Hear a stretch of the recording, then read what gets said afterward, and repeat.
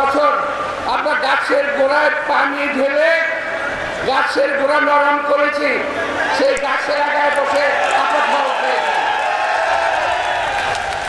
আমরা গাছের গোড়ায় হাতির মতো পানি এনে পানি দিয়ে এটা নরম করেছি। 2 দিনেই হাসিনার পতন হয়ে যায় নাই। এরা যারা বলেন তারা মিথ্যার সাগরে বসবাস করেন, তারা সত্যি কথা বলেন না, তারা বিএনপিকে ক্রেডিট দিতে চান না, কিন্তু বিএনপিকে দেশের জনগণ ভালোবাসে। এই দেশের জনগণ শহীদ রাষ্ট্রপতি জিয়া রহমান যিনি একজন শ্রমিক পরিচয় দিতে ভালোবাসতেন, দেশনেত্রী বেগম খালেদা জিয়া যিনি একজন শ্রমিকের সদস্য হিসেবে পরিচয় দিতে ভালোবাসতেন, আমাদের নেতা তারেক রহমান বলেছেন উন্নয়নের কারিগর সমাজে মানুষের ভাগ্য উন্নয়ন আমার লক্ষ্য। সুতরাং এই দেশের মানুষ এই পরিবারকে ভালোবাসে, এই পরিবার ছাড়া অন্য কারোর প্রতি আস্থা খুব কম আছে। তাই প্রিয় ভাইরা, আমি আর বেশি লম্বা করতে চাই না, আমি শুধু একটি কথা বলবো, ক্রেডিট নিতে যাবেন না, একা ক্রেডিট নিতে গিয়ে দেশটাকে ধ্বংস করবেন না।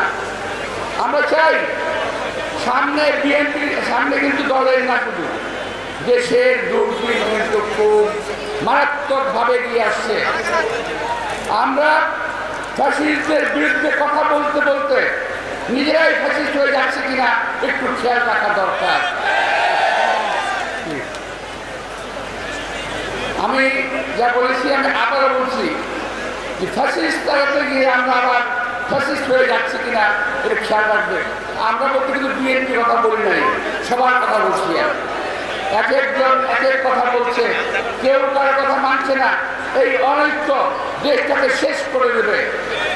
এরই মধ্যে আপনি খেয়াল করে দেখবেন আওয়ামী ফ্যাসিস্ট সরকার ভারতের সঙ্গে মাঝে মাঝে চুক্তি করে আসতো, সেই চুক্তিগুলো আমাদেরকে বলতো না। এখন সকালবেলা বলেন উপদেষ্টা সাহেব একটা চুক্তি হয়েছে, কোথায়? মানবিক করিডোর দেওয়ার জন্য চুক্তি করতে চান, কিন্তু 7টি শর্ত বলা যাবে না। কেন ভাই? আমরা কি ভাইসা আসছি নাকি বাংলাদেশে? আপনারা বলবেন আমরা শুনবো, এটা হবে না।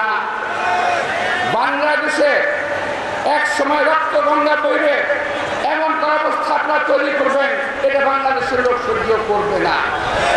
এটা কার রাজত্বে আমরা বসবাস করি না, আগেও বলেছি আজকেও বলছি। এটা জনগণের কথার বাইরে কিছুই হবে না। আমরা দেখেছি এই মানবিক করিডোর দিতে গিয়ে পৃথিবীর বহু দেশ ধ্বংসের মুখোমুখি, এখনো যেখানে যুদ্ধ চলছে। আফগানিস্তান মানবিক করিডোর